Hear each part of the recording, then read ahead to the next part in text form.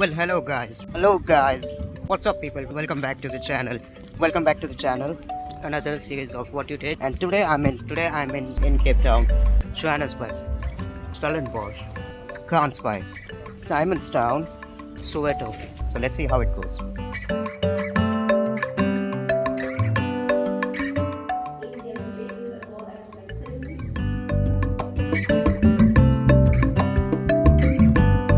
These are isolation cells.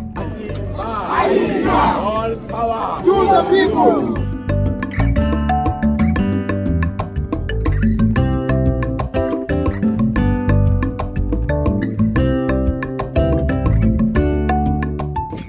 Look in front of you. You'll reminisce about Napoleon once you get to the last one. Then I would be Napoleon. Yeah. So you're going to start from left to right. Yeah, this is not acceptable. I conquer the world.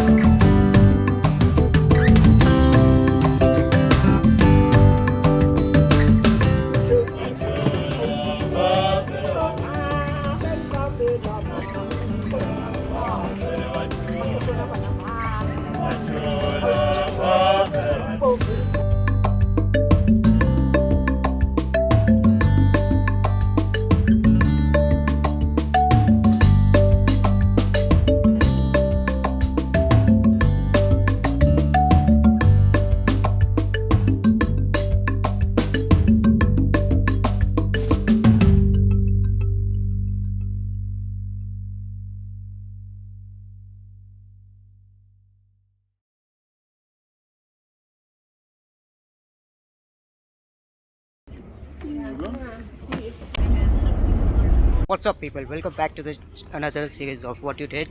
And today I'm in Johannesburg. Today is my first day and I'm starting my day off with visiting one of the interesting part of the city called Soweto. I'm on my hostel tour and I'll show you this place around.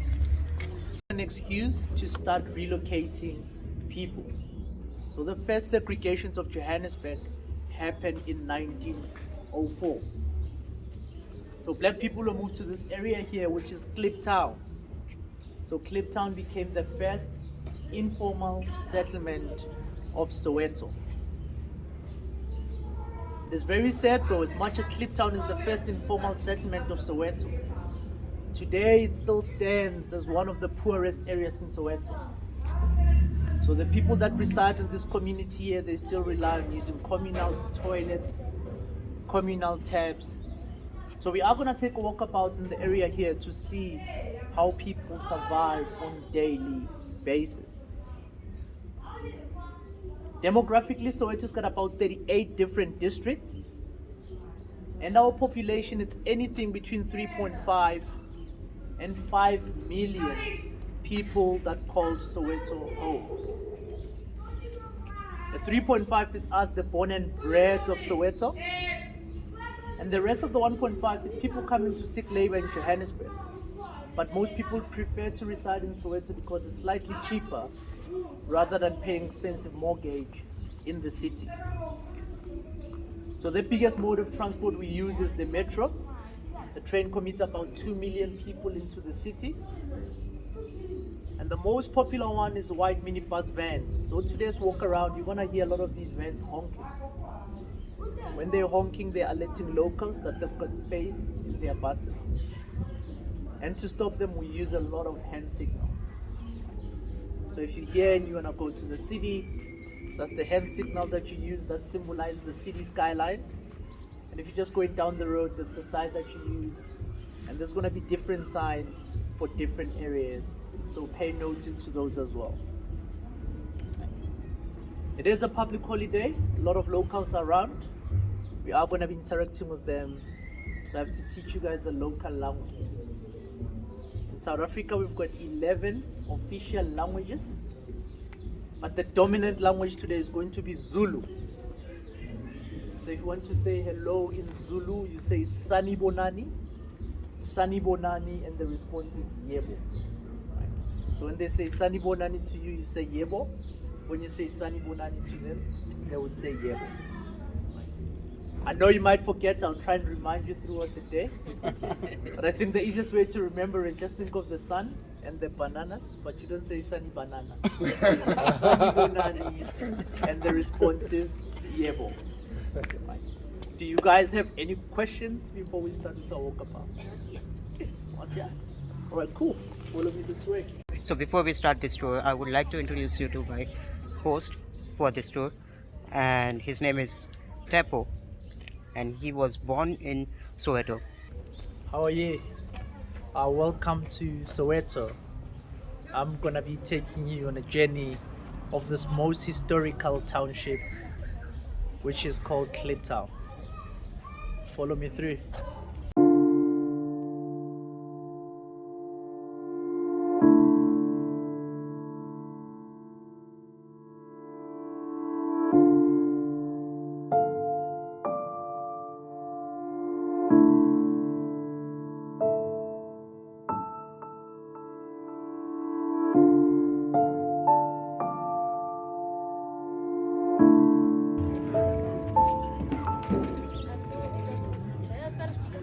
This was the first informal settlement of Soweto.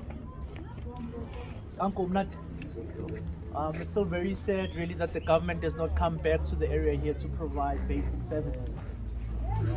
So you could imagine how cold it gets in these shacks in the winter and how hot it gets in the summer.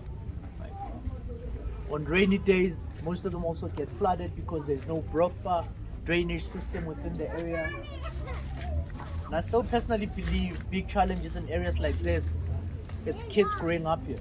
They don't have proper playing facilities, they don't have a school in the area here.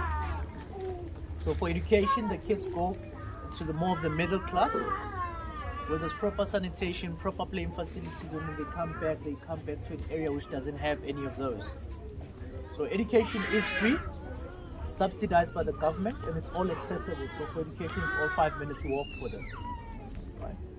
Same as healthcare facilities. So healthcare facilities are also accessible, and they're all free. For water, they do have clean drinking water, but they rely on using communal taps. So it's an old bucket system of collecting water from the tap into their homes. And these are all the communal toilets that are provided by the municipality. The government has promised social housing. It is happening, but very, very slow. Some of these people have been on the list for over 20 years. So there is a bit of structure within these communities as much as it's more of the informal settlement. But regardless of the conditions here, you'll feel as well as you walk around that there's a huge sense of community. The people look after each other within the community itself.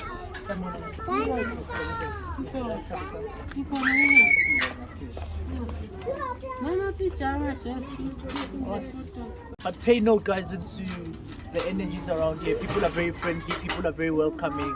So we're very close with this community here.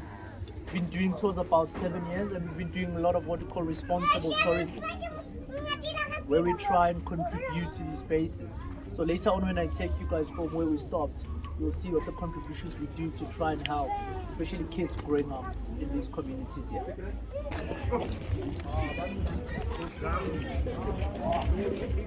Siyabonga ukuthelezela bamangalela umzana and bakhona like that. Alright, cool guys, so this space that we're in here, this is called Little Rose Center.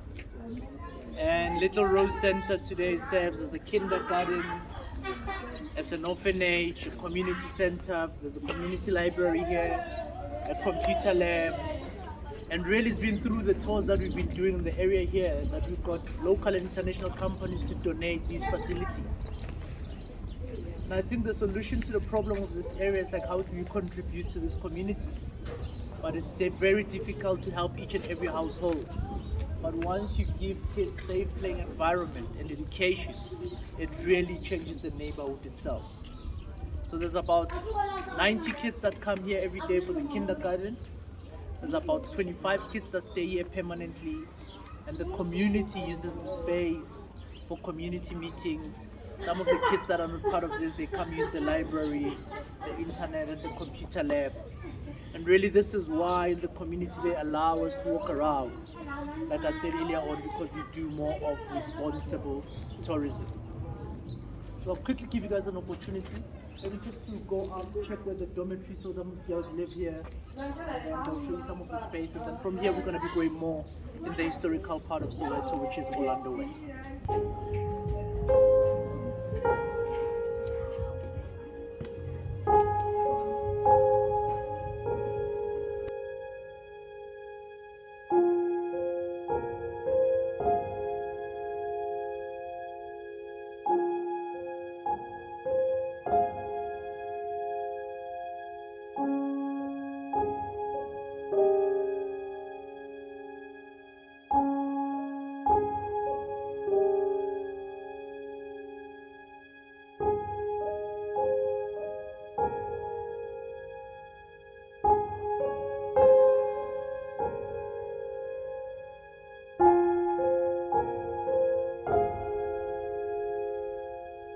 Under the bank education system, you'd qualify to work as a manual laborer.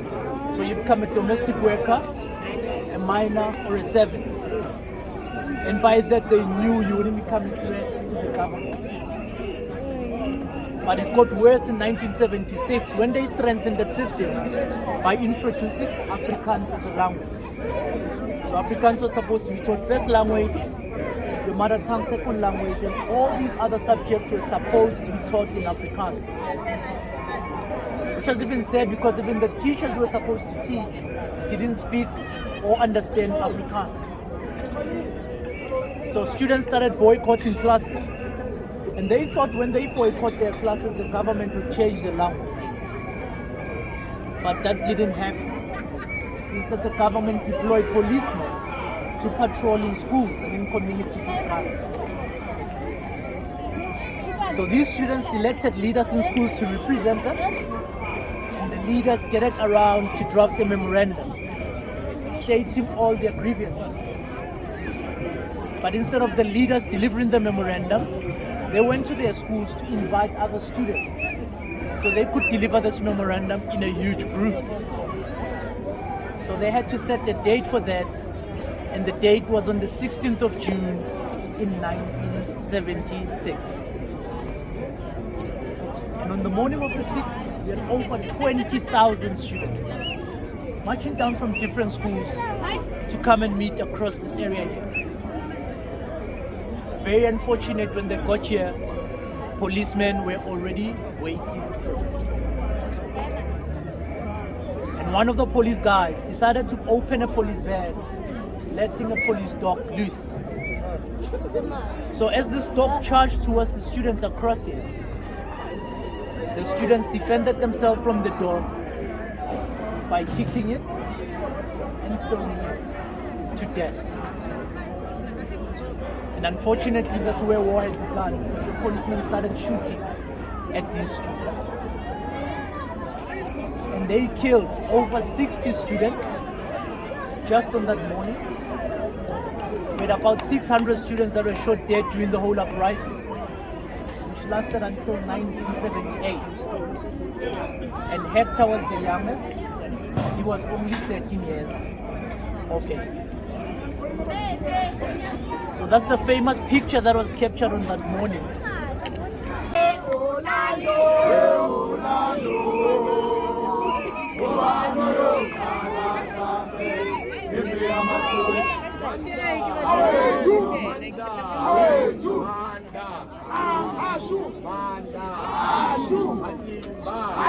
All power to the people. Thank you very much, program. Oh yes, I love my sleep. The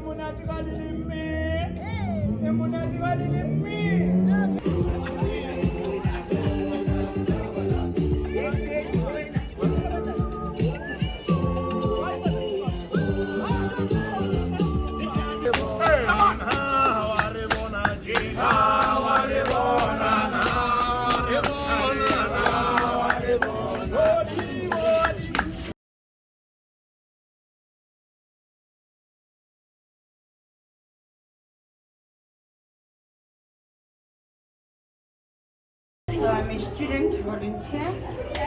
Yeah, you can ask me as many questions as you want. So at the end of the talk, okay? Pardon? Pardon? Yeah, it's real. It children, so it was still developing. Yeah. So at first this township was called Shantytown. Yeah. They changed the name officially in 1963 to Soweto, and Soweto means Southwestern Township. Yeah. Yeah. So my name means thank you. Sibongile. You can just say thank you. And where are you from? I'm from Sweden. Sweden? Yeah. What are you? Around. Local is Nigeria. You? Portugal. Portugal. Brazil. Brazil. Oh, we have an honorary in the house. I'm going to show you. Yeah. So, best soccer players. Portugal. And Brazil. And you? Holland. Holland. Oh, it's cold. Then you, my brother? Mozambique. Mozambique, our neighbor. Yeah, from Mama Crossa Michelle's place. Yeah, the special lady. And you, my brother? India. India. And we have something from India here in the house. Yeah. So, welcome to the house. The house here was built in 1945. Mr. Nelson Mandela moved here in 1946 with Mama Evelyn. So with Mama Evelyn, they had 4 children, 2 boys and 2 girls. Unfortunately, 3 of their children have passed away. Only their last daughter is alive. She's a doctor married to a professor from Ghana. So they were only married for 12 years. After 12 years, Mama Evelyn divorced Mr. Nelson Mandela. She was a Jehovah's Witness member, so she didn't believe in politics, and he was a political leader. So that was against her beliefs. So they were married from 1946 until 1956. Sorry, from 1944 until 1956. So it was 12 years together.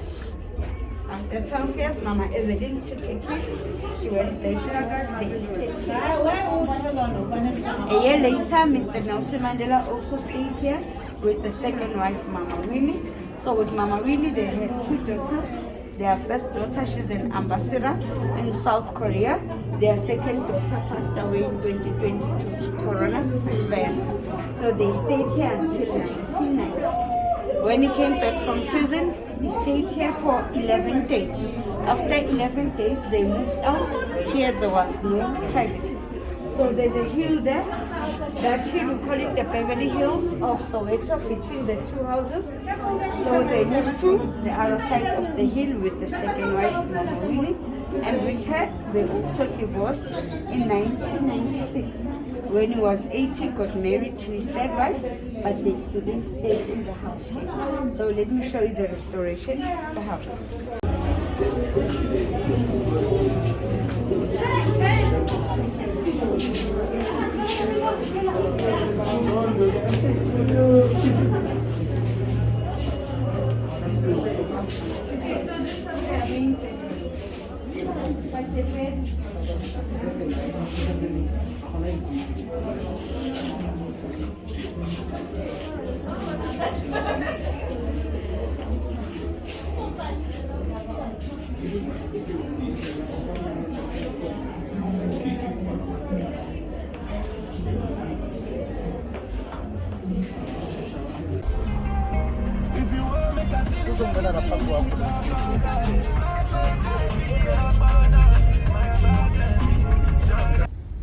So guys, I'm back again in my hostel. Spent a great day out there in the Soweto learning about the difference between the Johannesburg and the Soweto. Both the things are different.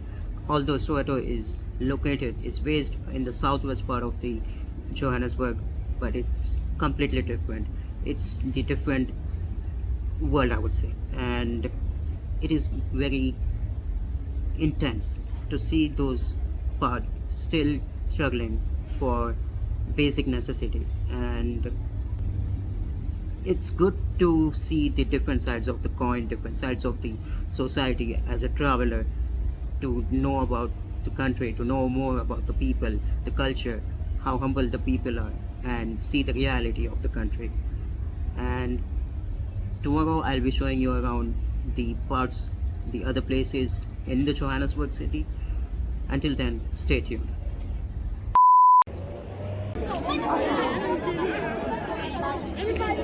Today I'm in South African capital city called Johannesburg.